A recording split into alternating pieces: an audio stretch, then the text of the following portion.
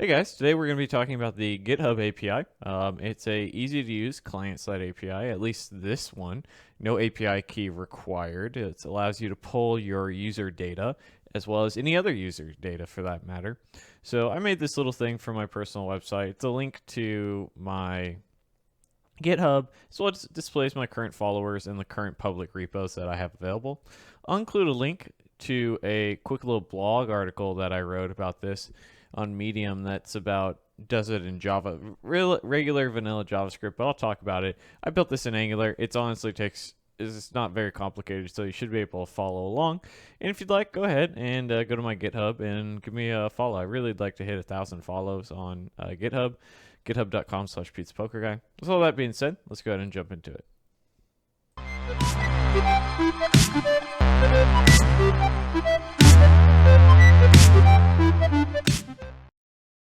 Hey guys, if you end up liking this video, this is going to obviously go over Angular. I have a 100 Angular challenge course, which I'll be doing a more refined version of this. I'll be adding eventually.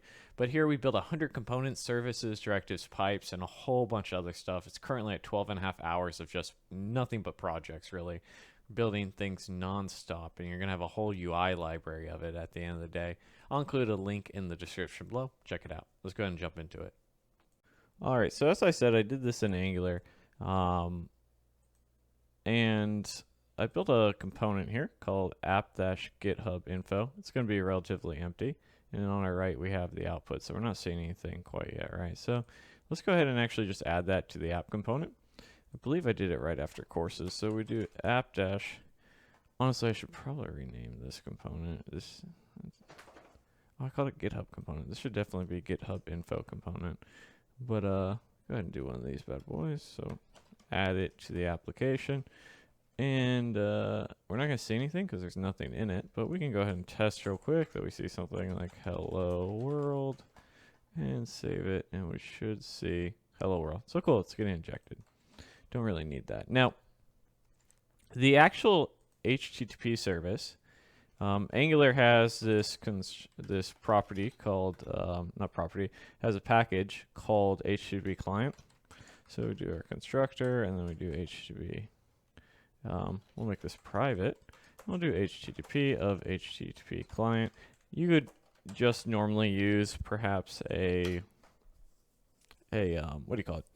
Let me take my video down. You'd use like the fetch API, but this wraps it more or less and returns observable. Don't worry too much about that. So now that we have that as a dependency, we're actually going to use it to get our route. Now the base route, essentially the root of our URL, we'll make it read-only because we're never going to reassign it. And I'll call this base URL for the GitHub API. That is HTTPS,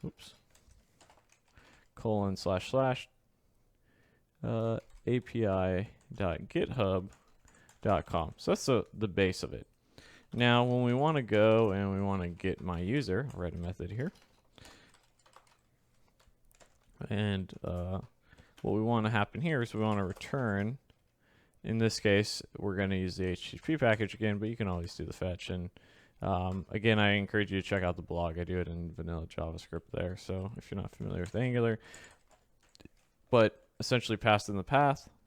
The path here is that base URL / users, then the username. In my case, my username is pizzapokerguy.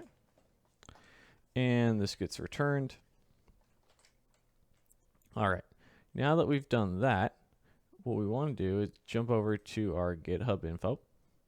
And we need to actually make use of that. So I'm going to create a GitHub info class here of type any for now, but we'll go and define that type in a second. Now, when you want to fire off something on initialization of the component, it uses this thing called onInit. So we are going to implement that, our ng onInit. And it's not going to return anything, so it'll just be void. Oops. Okay, so all we want to do is take that GitHub service, which we have to use some dependency injection.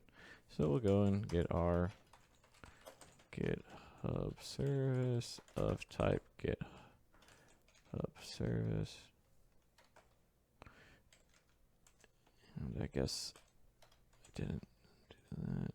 Just following the same convention I did. I think probably, I'd have to look at GitHub, but I think they capitalized that H. So it'd probably be better do that, but we'll worry about that later. So, okay, in our on init, we're simply going to take our GitHub service, and we're going to get my user, and we're going to subscribe. Subscribe essentially returns the data. And then we have a next key here that is taking in this, that's going to return the data. And then we simply want to go ahead and say this dot GitHub info is equal to our data. All right, so now that we've done that, where is the error? We're missing a parentheses. We're missing more than one parentheses. Data, one too many. There we go. All right, fixed it. All right, and we can see this on the screen by, if we go to our GitHub component, simply outputting the GitHub info, I think I called it, and I'm using a JSON pipe just to see that it's going to return a whole bunch of stuff. All right, and what I'll do is I'll actually go over to the browser, and we'll come up here, and if we look at the network call, go ahead and refresh it, you can see that we have this call here. This is all the data that comes back from our GitHub info. Excuse me.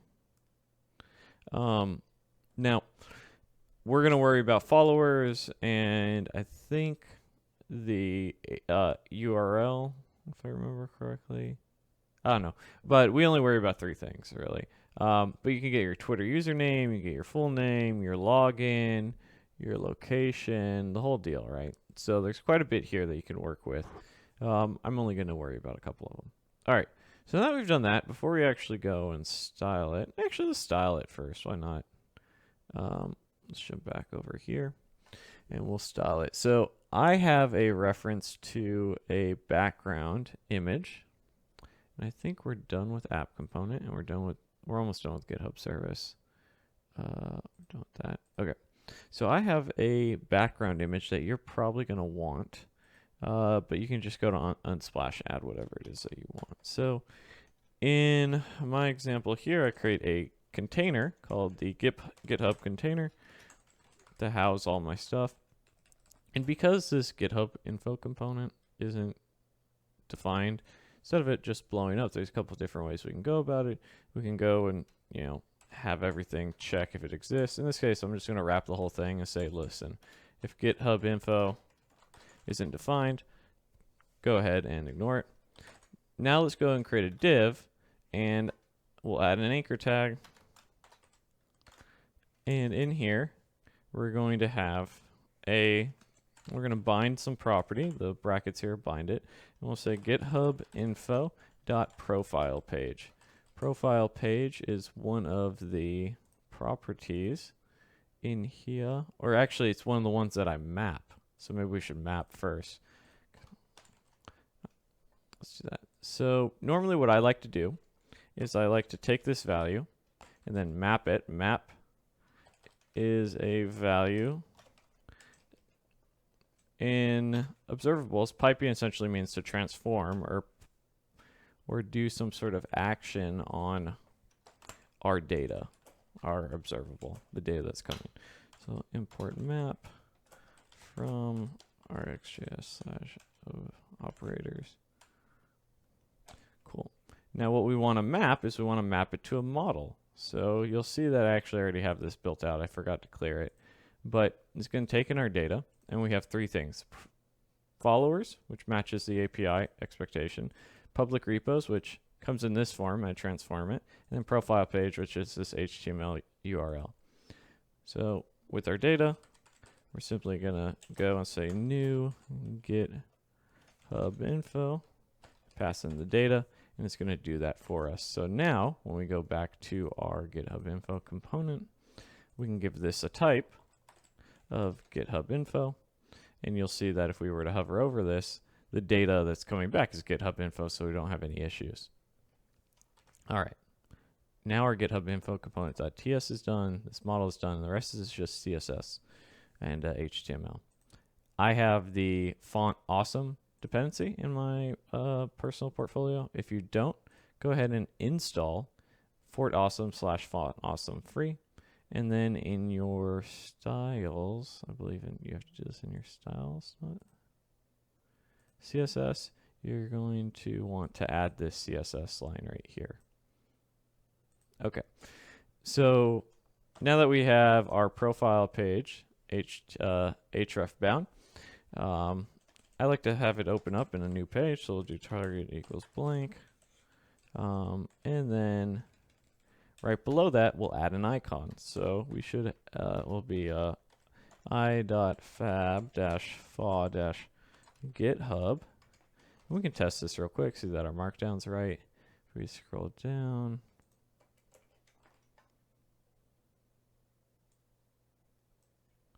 what's going on here? Is our GitHub info not defined? Set GitHub info, blah, blah, blah. Let's go over here.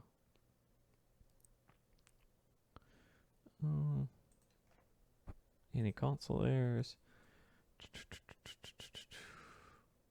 All right, let's go ahead and debug real quick. And we'll say console.log data. Is it getting our data? It's getting our data. And you can see it's getting transformed. So why isn't it working? ngif our GitHub info.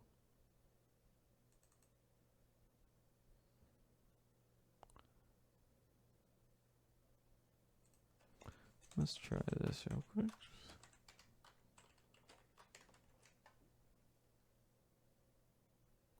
Oh, maybe I wasn't looking far enough. I think it's probably so small we can't see it. That's okay. We'll fix that in a second. So now that we have that div, and we will circle back. Oh, boom. The dash there. That was it. So you can kind of see it right here. It's kind of small. We'll make it a little bit bigger in a second. Let's go ahead and create some a stats div. This is going to house the two stats. So we will have div.stat times 2. Cool. So we have both these divs. One's going to house the followers and one's going to house the code branch. So for the first one here, we'll go ahead and do the i.far.fa-user. So that should be the user icon. Excuse me. And then here we will have another div, and we'll just have an h2, and this will be the total GitHub followers. And then in small font we'll have followers. All right, we should start to see a little bit something or another. So you can kind of see the icons are making out here, and it's all black. Not the easiest thing to see, but we'll make it better in a second. And then our other stat, we just have to do it one more time with the a.fos-fa-code branch. That's going. This will be the repo icon, and then go ahead and copy this div. It's going to more or less follow the same format. And then instead of followers, we want our public repos.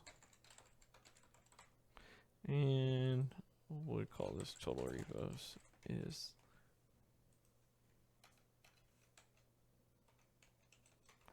cool. So we have all of our content here on the screen.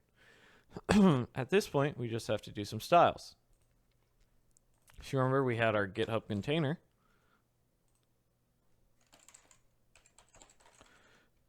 Let's go ahead and give it some padding of 2 rem. We'll also give it a margin-top of 40 pixels to give it some space, a margin-bottom of 40 pixels.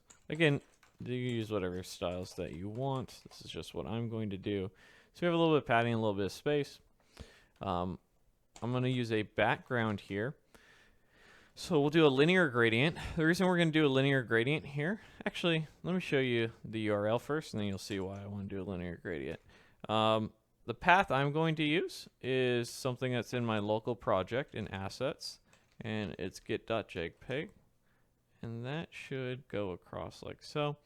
You can go to Unsplash or somewhere, put whatever URL you want in here. This is just my local one. Now our background size, we want it to cover so that it doesn't, you know, we get a little bit more of the background image. That looks much better, right? And then I'm going to use a display of grid here, and then text align center. And don't forget your semicolon. And let's see here. Cool. So you can kind of see it slowly coming together. Did I put this on here? I don't think I'm not sure I need this property, but we'll find out. Yeah, that was a mistake. That's something needs to. Okay, so you can kind of see how the text is hard to see. So let's do this. I color white, so you can see it as white. So there's our icon colors. And then our stats, we want that to be white as well. But white's a very it's a very harsh color if it's not on the right background, and it's going to sort of bleed in a little bit. And that's what the linear gradient's going to be for. So if we go before this URL, we can have multiple things for our background. And what I want is the linear gradient that's going to not be transposed any different degrees. And we'll use RGBA. And we'll simply go 0, 0, 0, 0, 0, 0.4, so it's partially see-through. And then we'll do another one here of RGBA of 0, 0, 0, 0.5. Save it. And now you can kind of see that I blew it up. Why did I blow it up? Oh, comma. You can kind of see that's a little bit easier to see this because we put this nice little linear gradient over it, so it pops out a little bit more. Okay, so I want a couple things. I want a font size on my icons to be about 1.5 rems to make them pop out a little bit more. That's too small. Cool, they're a little bit bigger. I also want the GitHub icon specifically to be larger since that's the main one. And we can do this by simply saying, hey, does our Font-esh GitHub have a font? You know, if it has that class, I actually want it to have 3 rem. So it's a little bit bigger. Cool. That seems to be working. And whenever I hover over it, I want it to be blue. So we can do that with a &hover. Our pseudo selector. We'll give it a color, and blue is something I have defined, which is imported from my source styles colors. And if you're curious,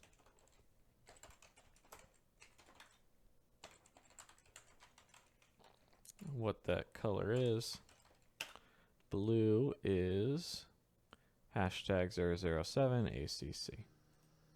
All right, so when we hover over it, it transitions. I like any transitions to close this so the dogs don't bark. Transition on all properties to occur over 0.3 seconds. Just makes it a little bit smoother. You kind of see it comes in and out. Cool. All right, so that's it for our icon setup there. Now let's go back to our stats. We have our color white, but we want these to be lined up so that we're gonna use some CSS grid, and then we're going to change the flow of the direction to be a column instead of a row. And you can kind of see we're almost there. And then we want to justify the content to be center. And then we want to give a little bit of a grid gap here to do some spacing between our grid items of 2 rem and a margin top of 1.5 rem. And that should just give us a little bit of spacing on the top and some setup. So you kind of see it's spaced out. Now what we need to do is for these to align them left and right. And so nested in there we had our stat class, which was part of our stats, and we'll simply do display grid. We'll give it each of the items in the grid a grid gap of 10 pixels, and then the grid template columns. Remember we have 2 items here, and we'll do auto and 1FR. And then we'll align the items center so they are horizontally the same. And oh, why is this still not right?